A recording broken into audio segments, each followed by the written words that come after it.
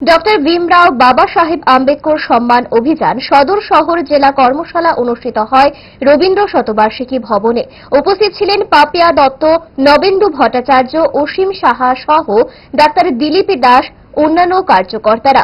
কর্মশালায় আলোচনা করতে গিয়ে বিজেপির শহর জেলা সভাপতি অসীম ভট্টাচার্য বলেন, কংগ্রেস বাবা সাহেব আম্বেদকরকে যথাযোগ্য সম্মান প্রদর্শন করেনি।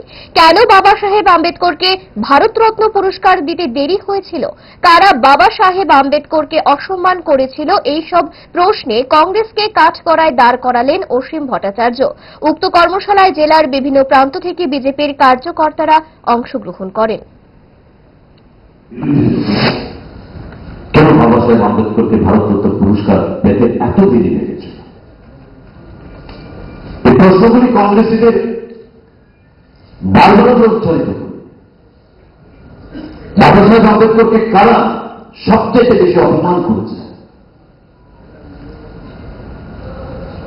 কারা সবচেয়ে বেশি অসম্মান করছে, এটা ভারতীয় জনতা পার্টির নেতৃত্বের কথা নয়।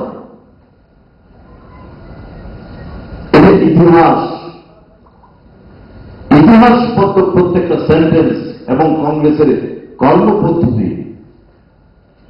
আমাদেরকে বলতে বাধ্য করছে।